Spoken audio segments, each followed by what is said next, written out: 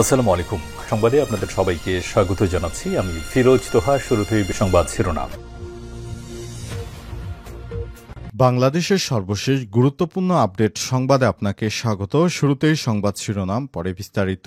প্রথমেই জানাবো সাবেক সিইসি একেএম নুরুল হুদা গ্রেপ্তার। সাবেক প্রধান নির্বাচন কমিশনার সিইসি একেএম নুরুল হুদাকে গ্রেপ্তার করেছে পুলিশ। আজ সন্ধ্যায় তাকে গ্রেপ্তার করা হয়। উত্তরা পশ্চিম থানার ওসি বিষয়টি নিশ্চিত করেন। তবে কোন মামলায় তাকে গ্রেপ্তার করা হয়েছে সে বিষয়ে তাৎক্ষণিকভাবে কিছু জানায়নি পুলিশ। এর আগে রোববার কেএম নুরুল হুদা সহ বিগত ৩ বিতর্কিত জাতীয় সংসদ নির্বাচনে দায়িত্ব পালন করা ১৮ জন নাম উল্লেখ করে অজ্ঞাত আসামি রেখে শেরেবাংলা নগর থানায় মামলা করে বিএনপি, সেই সঙ্গে বিতর্কিত এসব নির্বাচনে দায়িত্ব পালন করা সাবেক ৩ সিইসি সহ অজ্ঞাত পরিচয় মোট ১৯ জনের বিরুদ্ধে নির্বাচন কমিশন ইসি অভিযোগ দায়ের করে।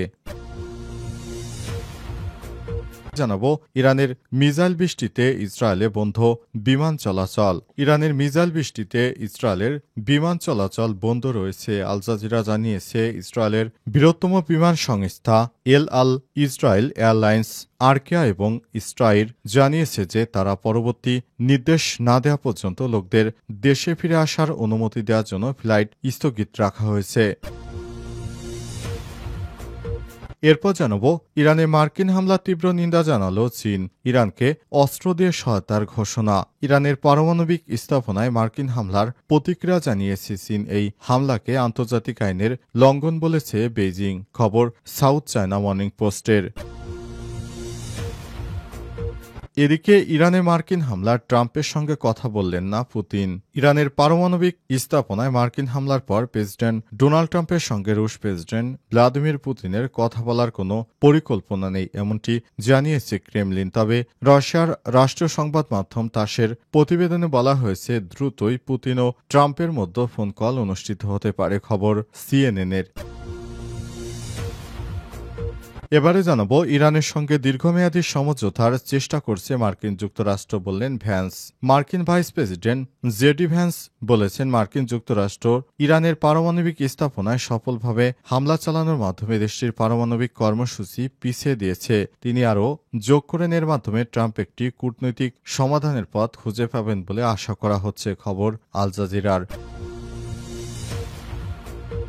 সাবেক সিইসি একেএম নুরুল হুদা গ্রেপ্তার। সাবেক প্রধান নির্বাচন কমিশনার সিইসি একেএম নুরুল হুদাকে গ্রেপ্তার করেছে পুলিশ। আজ সন্ধ্যায় তাকে গ্রেপ্তার করা হয়। উত্তরা পশ্চিম থানার ওসি বিষয়টি নিশ্চিত করেন। তবে কোন মামলায় তাকে গ্রেপ্তার করা হয়েছে সে বিষয়ে তাৎক্ষণিকভাবে কিছু জানায়নি পুলিশ। এর আগে রোববার কেএম নুরুল হুদা সহ বিগত ৩ বিতর্কিত জাতীয় সংসদ নির্বাচনে দায়িত্ব পালন করা ১৮ জন নাম উল্লেখ করে অজ্ঞাত আসামি রেখে শেরেবাংলা নগর থানায় মামলা করে বিএনপি, সেই সঙ্গে বিতর্কিত এসব নির্বাচনে দায়িত্ব পালন করা সাবেক ৩ সিইসি সহ অজ্ঞাত পরিচয় মোট ১৯ জনের বিরুদ্ধে নির্বাচন কমিশন ইসি অভিযোগ দায়ের করে। বিগত সময়ে যারা বিতর্কিত নির্বাচনে শেখ হাসিনাকে সহায়তা করেছে বা শেখ হাসিনা যারা ঘনিষ্ঠ নির্বাচন কমিশনার ছিলেন, বিগত ৩টি নির্বাচনে তাদেরকে ধরা হচ্ছে। তাদেরকে ধরে ধরে জেলে পোড়া হবে, কারণ এরাই হচ্ছে শেখ হাসিনাকে ফ্যাসিস্ট হতে সহায়তা করেছে। এদের কারণে শেখ হাসিনা ফ্যাসিস্ট হওয়ার সাহস পেয়েছে বলে মনে করে বিএনপির নেতাকর্মীরা। তাই বিএনপি এদের বিরুদ্ধে মামলা দায়ের করেছে। মামলার পরপরই তাদেরকে খুঁজতে শুরু করেছে পুলিশ। পুলিশের অভিযানে অবশেষে এই নির্বাচন কমিশনার সিইসি নুরুল হুদাকে গ্রেপ্তার করা হয়েছে। তারা একসময় বলেছিল তারা নাকি সুষ্ঠু নির্বাচন দিচ্ছে, তবে এখন দেখা যাচ্ছে যে তারা বিগত সরকারের নির্দেশেই তারা নিরপেক্ষ নির্বাচন দিয়ে তারা ডামি ভোটে নির্বাচন দিয়েছিল এবং বিভিন্ন অপকর্মের সঙ্গে সংযুক্ত ছিল। তবে শেষ পর্যন্ত তাদের শেষ রক্ষা হয়নি। তারা এখন আইনের হাতে বন্দী। বাকি নির্বাচন কমিশন কাজী হাবিবুল আওয়ালকেও গ্রেপ্তারের চেষ্টা করা হচ্ছে। ইরানের মিসাইল বৃষ্টিতে ইসরায়েলে বন্ধ বিমান চলাচল। ইরানের মিসাইল বৃষ্টিতে ইসরায়েলে বিমান চলাচল বন্ধ হয়ে গেছে। আল জাজিরা জানিয়েছে, ইসরায়েলের বৃহত্তম বিমান সংস্থা এল আল ইসরায়েল এয়ারলাইন্স আর্কিয়া এবং ইসরায়েল জানিয়েছে যে তারা পরবর্তী নির্দেশ না দেওয়া পর্যন্ত লোকদের দেশে থেকে ফিরে আসার অনুমতি দেওয়ার জন্য ফ্লাইট স্থগিত রাখবে। এল আল আরও জানিয়েছে তারা নির্ধারিত ফ্লাইট বাতিলের মেয়াদ ২৭ জুন পর্যন্ত বাড়িয়ে দেবে। Flight tracking website flight radar ২৪-এর তথ্য অনুযায়ী ইরানের পারমাণবিক স্থাপনা মার্কিন হামলার পর বিমান সংস্থাগুলো মধ্যপ্রাচ্যের বিশাল অংশ এড়িয়ে চলছে। খবরে বলা হয়েছে ইসরায়েল ও ইরানের মধ্যে সাম্প্রতিক ক্ষেপণাস্ত্রর বিনিময়ের কারণে ইতিমধ্যেই এই অঞ্চলে যানবাহন চলাচল বন্ধ হয়ে গেছে। দ্য টাইমস অফ ইসরায়েল জানিয়েছে হামলায় দূরপাল্লার তরল ও কঠিন জ্বালানি উভয় ধরনের ক্ষেপণাস্ত্র ব্যবহার করা হয়েছে। এদিকে বিমানবন্দর ছাড়া ইসরায়েলের বিভিন্ন স্থানে ইরানের ক্ষেপণাস্ত্র হামলায় কমপক্ষে ১৬ জন আহত হওয়ার খবর পাওয়া গেছে। ইসরায়েলের জরুরি সেবা সংস্থা জানিয়েছে অন্তত ১০টি স্থানে হামলা হয়েছে। এর মধ্যে রয়েছে কারমেল, হাইফা, তেল আবিব এবং উত্তর অঞ্চল উপকূল এলাকা। ইসরায়েলের সেনাবাহিনী জানিয়েছে ২ দফায় সব মিলে আজ ২৭টি নতুন ক্ষেপণাস্ত্র হামলা করা হয়। প্রথম দফায় ২২টি আর দ্বিতীয় দফায় ৫টি ক্ষেপণাস্ত্র ২০টি হয়েছে। ইসরায়েলে এই প্রথমবারের মতো এত দফায় দফায় ইরান এই ক্ষেপণাস্ত্র হামলা চালাচ্ছে।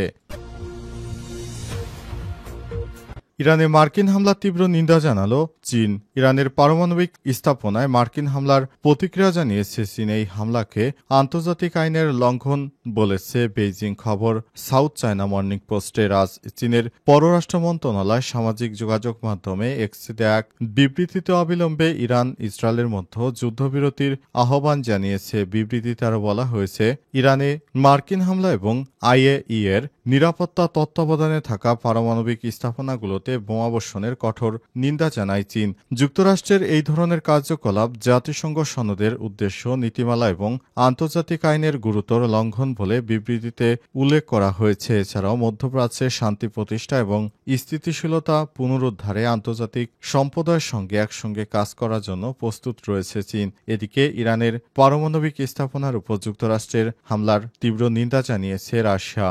একই সঙ্গে ইরানে মার্কিন এই হামলাকে দায়িত্বজ্ঞানহীন ও আন্তর্জাতিক আইনের চরম লঙ্ঘন বলেও অভিহিত করেছে মস্কো। ইহুদিবাদী ইসরায়েল একের পর এক ইরানের নিরীহ মানুষদের হত্যার চেষ্টা চালিয়ে যাচ্ছে। ইরানও ব্যাপকভাবে প্রতিরোধ করছে আর ইহুদিবাদীদের সমস্ত স্থাপনা এক এক করে গুড়িয়ে দেওয়া হচ্ছে।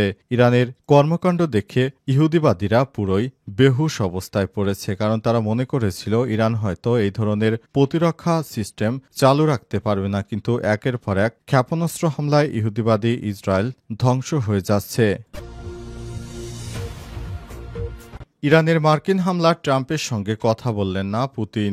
ইরানের পারমাণবিক স্থাপনায় মার্কিন হামলার পর প্রেসিডেন্ট ডোনাল্ড ট্রাম্পের সঙ্গে রুশ প্রেসিডেন্ট ভ্লাদিমির পুতিনের কথা বলার কোনো পরিকল্পনা নেই আজ, এমনটি জানিয়েছে ক্রেমলিন। তবে রাশিয়ার রাষ্ট্রীয় সংবাদ মাধ্যম তাসের প্রতিবেদনে বলা হয়েছে দ্রুতই পুতিন ও ট্রাম্পের মধ্যে ফোন কল অনুষ্ঠিত হতে পারে। খবর সিএনএন-এর।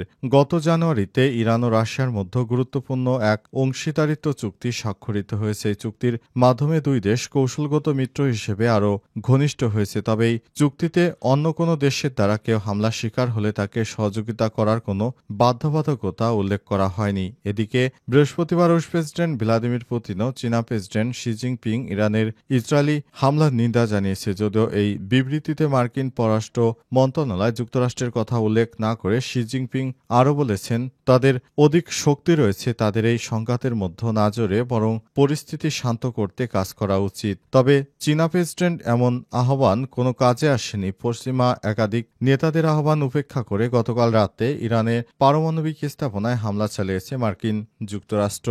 দখলদার ইহুদিবাদী ইসরায়েলের একের পর এক হামলায় ইরানের অবস্থা খুবই শোচনীয় পর্যায়ে চলে আসছে। ইরান কোনোভাবেই ভাবতে পারেনি ইহুদিবাদীরা কোনরূপ পূর্ব সতর্কতা ছাড়াই এভাবে হামলা চালাতে পারে।